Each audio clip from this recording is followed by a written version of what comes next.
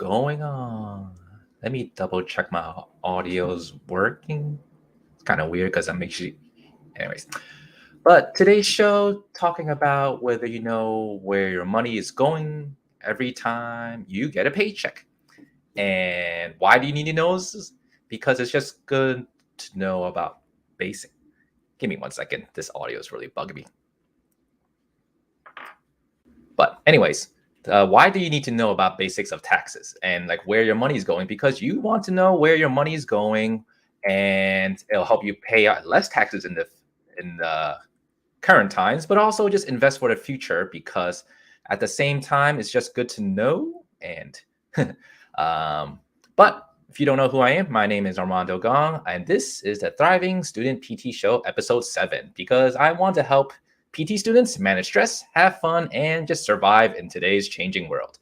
And, a lot of times we talk about stress like being one of the biggest things, like especially financial stress.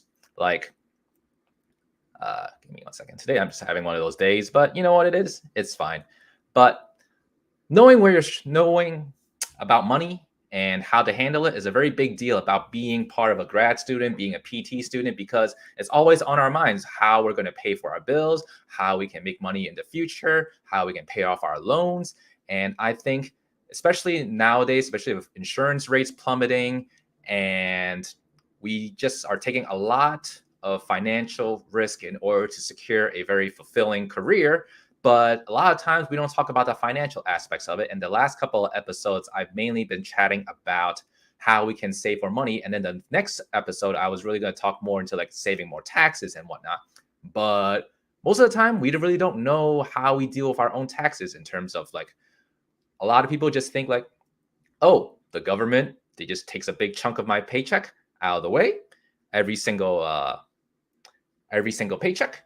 I don't know where it goes. I don't know how much they take, but they just take a big chunk of it and, move on. And I think for this episode, I'm here to explore more options about how you can basically save more of that money so that it's put into your pockets, and also invest in the future, because those two things can actually both go hand in hand with each other. And so let's dive right into it. Like, let's see. Let's go on here and just talk about it. And I think it's super important to talk about this topic, because if you haven't gotten the drift from my last couple episodes, it's always been talking about financial freedom, financial independence. And what does that mean? It means that when I come out of school as a PT student, I am not stuck with a lot of debt. And therefore, I have to basically take any job I want, any job that I get right out of college, because I need to pay off my loans. I need to pay off my student debt. And that's important to me, because I want to have that independence to basically go into whatever job I have and not be tied to that job. Because the worst thing about being at a job is being at one where you hate, where you have to go in to just do whatever it is. And I see I have some stream people on. Like, if you can tell me if my audio is working, let me know. That'd be really helpful. And I think having financial freedom, having that financial independence sets you up for a lot of options in the future, where if you want to take that vacation, you can take that vacation. You are not tied to your boss basically giving you the okay, because you have that option. You are financially secure. If an emergency pops up, you can actually address it. You don't have to sacrifice your future in order to go on with your present day life. And so I think it's always important to talk about it. And as PT students, grad students, college graduates, whatnot, financial literacy is not really talked about. And I think as someone who basically is older in life, who had to learn all these mistakes on his own, like, I think I could share some things that I learned. And especially now we're talking about taxes and how you can save that money so that you can put it towards your future. And, you know, being a future PT is a very fulfilling career. You're able to help a lot of people. You are able to help your community. You are able to help people live the lives that they want to live. And being a good clinician is great. That's why I'm in PT school. This is why I'm choosing this as a career, because I want to be able to help more people. But at the same time, PT school doesn't tell you about money. PT school doesn't teach you about how to earn money, keep money, make money. And it's on us to basically find ways to keep as much of our money and also expand on that in the future so that we are set up so that we can continue helping the people that we want to help. Because ultimately, if we are not financially stable, we are basically overworked, overburdened, always seeing 20 patients a day, 30 patients, however many patients, and sacrificing their care so that we can bump up our profit so that we can live. That's not good for the long run for anybody. And the system is not set up currently to deal with us being able to be sustainable. And so the more I do more of these series, the more I just want people to have that option of being financially stable, being able to do what they want. And this is very relevant for PT students. And I think helping to know in this particular video what your taxes go to, how do they, why do you even, where do they even go to, how much do they take out of it, and what are some ways that you can help alleviate saving some of your money so that you can invest in the future. So that's the general gist of this video. And back to this one. And first off, I am just a PT student. I am just a 38-year-old engineer, changed careers. I am not an accountant. I am just doing some financial education. And this is not financial advice. So take for it what is you will. I'm just hoping to help people learn more and explore other options. And let's go right off the bat and talk about what it is that gets taken out of our paychecks every single time we work. You got federal income taxes and state income taxes and a bunch of other taxes. But for the most part, I'm just going to talk about federal income tax and state income tax. And this is pulled right off the IRS website. And, on first glance, it's kind of complicated. Like, I'm not really sure what I'm looking at because, like, you get into like brackets and you get into different percentages. And I think it's easier for me to basically talk about this in a very simple way and just demonstrate it. And let me just share one of my screens so that we can talk about it more. But on the, let's see, and share. Let's see if this screen is popping up. Okay. So a lot of times we don't know where our taxes go. So if you make, like, let's say as a new PT student, PT graduate, you're making $75,000 a year, roughly, depending on where you are, coming out of school. A bunch of that gets taken out for taxes. And what you need to know is that for the most part, if you go to the left side over here, you see that like between $0 and $10,000 of income, you get taxed at 10%. Then as you slowly get higher between $9,950 and $40,525, you get taxed at 12%.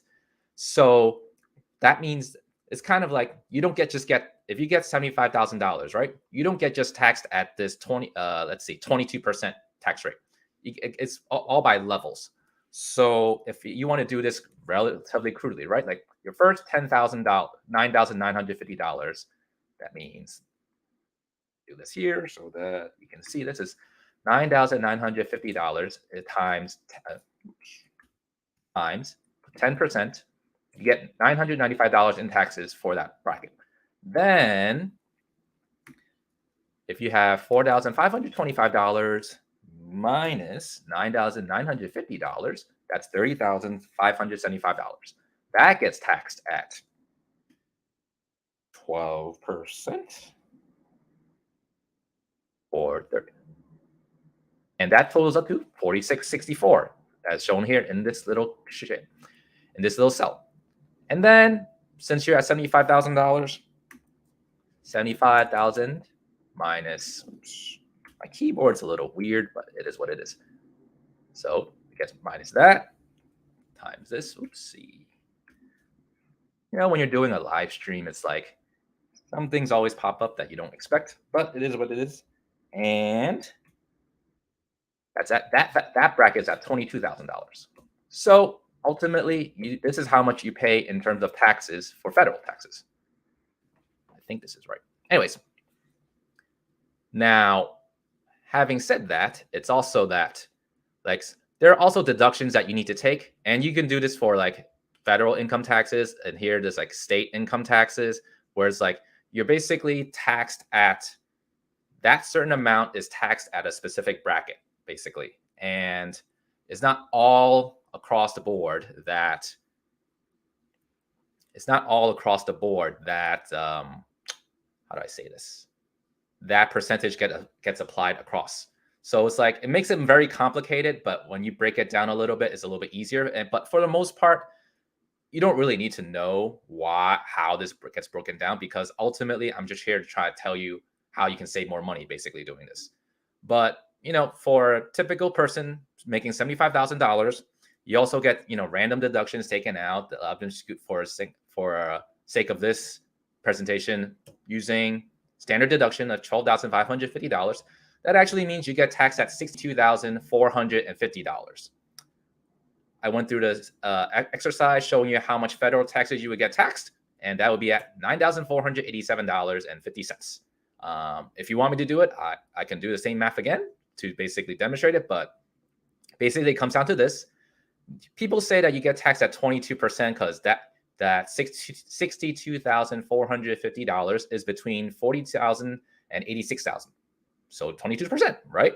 But in reality, that's actually 15%, because if you see that, it's 9,487.50 divided by 62,450. That comes to 15%. Let's see right here. That comes to 15%, right? Now, I live in lovely New York State, so we also have New York State taxes. And same scenario applies, where each ladder of your income gets taxed at a very slightly different percentage. And ultimately, what ends up happening is that your New York State taxes is $3,492 for a grand total of $12,980.19 for 20% of your income being taxed. That's, I don't know. Interesting. I wasn't actually not sharing that this whole time. My bad. Again, running down again, it's like you got standard deduction, 12,550. You subtract that from 75,000, 62,450 is your actual taxable income. You get federal taxes on 9,487. That means you have to pay that. And that comes out to 15% effective rate, not the 22% that they always quote. Same thing with New York State taxes, because New York State taxes a lot of our income. And this chart basically indicates New York State taxes basically based on each bracket. And get a lovely $3,500 taken out for New York State taxes for a total of $12,980.19 on my federal income tax and on my taxes to pay every single time, for roughly 20% of my paycheck. And the whole point of me basically demonstrating this is that, like, you need to know where your money goes. This is basically where your money goes in terms of income. And it's not hard to basically determine that. And what I wanted to talk about was the fact that, let me stop sharing real quick. What I wanted to talk about next is that, like, again, I'm just showing you what the tax brackets are, but like most of the time people tell you to invest. And there's simple ways for you to invest where you can save more of your money if you are not aware of it. Like I know one of my classmates, right? Like they started using Acorn, or they just like push money into a robo-advisor, or they start buying stocks or crypto and not really know about the tax ramifications of what it is that they're doing. And it's important to know, because if there's one thing guaranteed in life, is that you're going to be taxed on whatever you earn. But there are lots of ways where you can save that money so that you can actually keep more of it in your pocket and not give it to Uncle Sam. And so again, this is why I'm talking about this, because let me share my screen again. Give me 1 second. Let's see.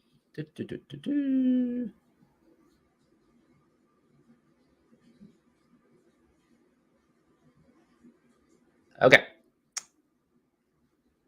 I shared a quick screen of my long-term capital gains rate. Let's see. Right. Let's go right here instead, actually. If you don't, for everything you basically make in terms of stocks, you have to pay money on it. You have to pay taxes on it, whether that is stocks, whether that is crypto, whether that is bonds, lots of other different things that you can put money in and invest in, and it grows in money, and then you have to pay taxes on the difference in how much you earn. If you don't keep it for if you keep it for less than a year, you have to pay short-term capital taxes. That means you have to pay for what I showed before in terms of like federal income taxes and state income taxes. And I'm not going to go into the New York State capital gains rates because those are different, whatever. But basically, you have to pay according to that tax rate. If you hold it for longer than a year, then you actually get different tax percentages, which are more favorable. And in general, it basically skews that the longer you hold something, the less taxes you have to pay on it. That's the general gist of it anyways. And it's important to realize this because let's say I wanted to invest in some, let's say Google stocks or its tax. Let me make this a little bigger.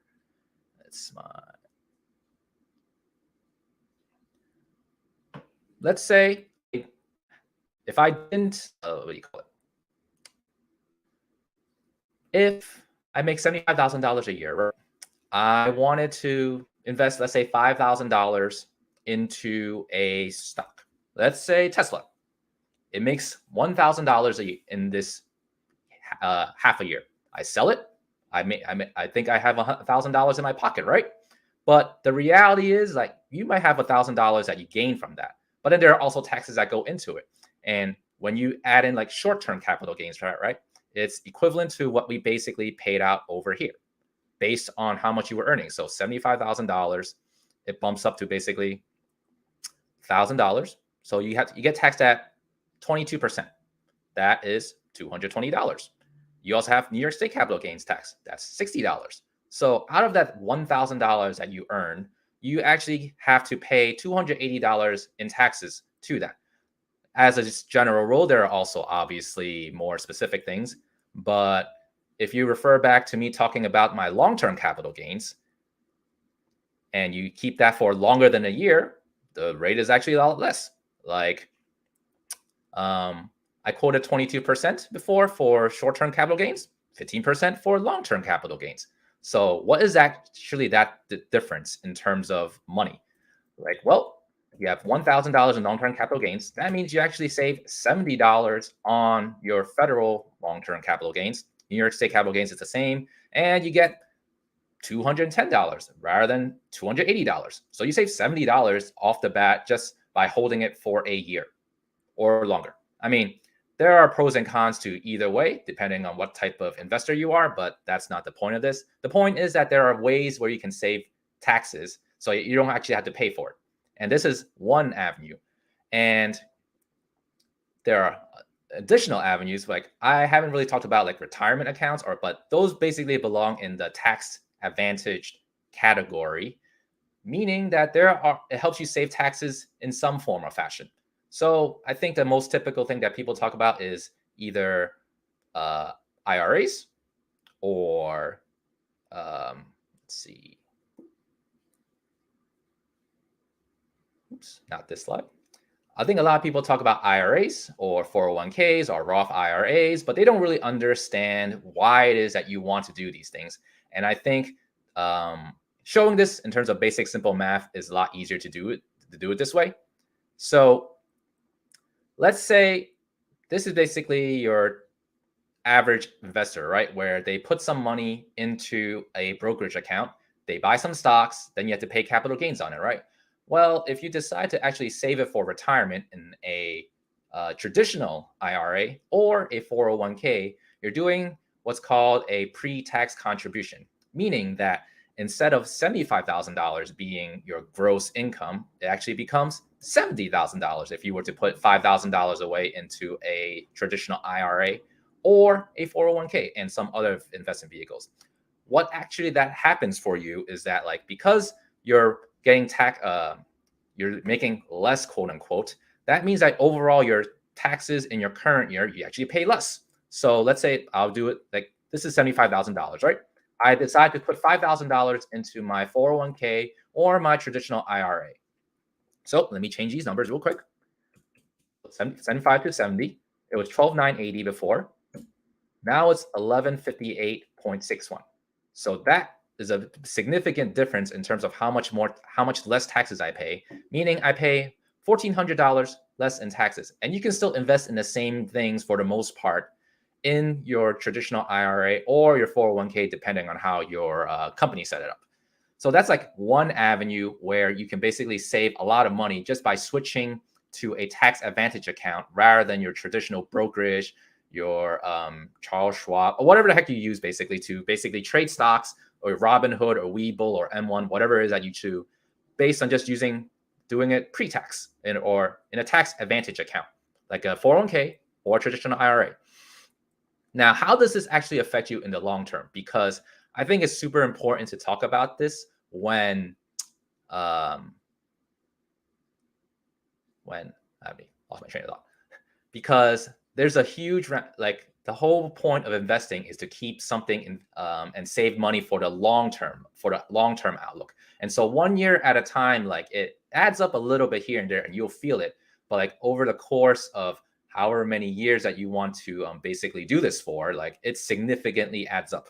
And I'm about to turn 38 this year, but for the sake of this explanation, I'll just say I'm going to be 37.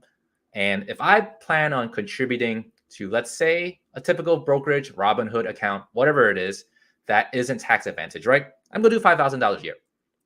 I'm going to do it for 22 years because that's over 59 and a half.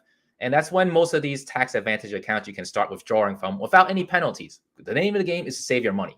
So I'll be conservative and I'll say my money grows for 10% every single year for the next 22 years. That gives you a future amount of $357,013. That's a lot of money. Like, how much did I actually put in there? Well, I put in $5,000 and I also did it for 22 years. So that's what? Oops, I broke my formula. But that's equals $5,000 times 22 years. That's $110,000. And so that means like I made $247,000 in capital gains. If I was not being prudent about it, I could just withdraw all of that all at once and end up with a 20% long-term capital gains tax rate because it's above 40,000 and it's less than 445,000. So that means it's 15% that I'm getting taxed on for that amount, which comes out to, I think this math is a little off. If you're an accountant, let me know, because I'm pretty sure this is off. But generally speaking, you end up with $49,402 in long-term capital gains taxes that you have to pay. Now, let's do this for a pre-tax way, where I did the same thing, except I did it in a pre-taxed account, like a 401k or a traditional IRA. Everything is exactly the same. What's slightly different is that this withdrawal gets taxed at your federal income taxes. So basically, this bracket over here, a little complicated, but stay with me for a little bit. And that means that all this money will get taxed up to roughly 35%, I guess. And that means I have to pay $71,000 on this amount whenever I decide to withdraw in 22 years. But wait, remember how I basically save $1,400 a year per every single year contributing because I did a pre-tax contribution? That means that in total I saved roughly $31,000 and total because I did a pre-tax. So ultimately, I ended up with $40,000 total over the course of these 22 years that I would have to pay in taxes, which is like $9,000 less in terms of taxes overall from that amount. Now, I only talked about pre-tax contributions. Now, there's also some things called like a Roth IRA, Roth 401k, and other things where you do not get taxed on your earnings. And Roth IRAs are a good thing to do. All these different options are just there for me to let you know that they are out there. And same thing occurs. I have $247,000 earned in capital gains, and what occurs after that is like I'm going to be paying taxes upfront because I did not do a pre-tax contribution. This is referred to as a post-tax contribution. So that means I have to pay taxes for it in my current year. And Roth IRAs and Roth investment vehicles are good for if you expect your tax bracket to go higher in the future. But ultimately, basically, like I'm paying this $30,767 that I pay every total as because I'm being taxed on it currently, and therefore, like it's the same as me saving what I saved in the pre-tax contribution. I'm basically gonna have to pay now, but but I don't have to pay anything on my earnings. And if you compare that to what I had to pay in a traditional IRA with pre-tax contributions, I saved $10,000 from that. And if you compare that to how much I had to pay in taxes in just a traditional brokerage account without any tax advantages, that's another roughly $19,000 I save over the course of these years. And that's just on $5,000 per contribution. And I think my whole point of just talking about this is that, like, it's if we don't know what kind of investment vehicles we have, we might make the wrong choices for us in the future. And if all you know is that you should just buy some stocks, sell it, and not take advantage of saving taxes on it, then you are basically leaving a huge chunk of money for Uncle Sam to take. But why not just take it for yourself, and you can keep on reinvesting that amount that you're saving in taxes and keep on building your wealth that way. And so that is my general point of like hope of talking about this today, is that hopefully you got something out of it where you understand more about the idea that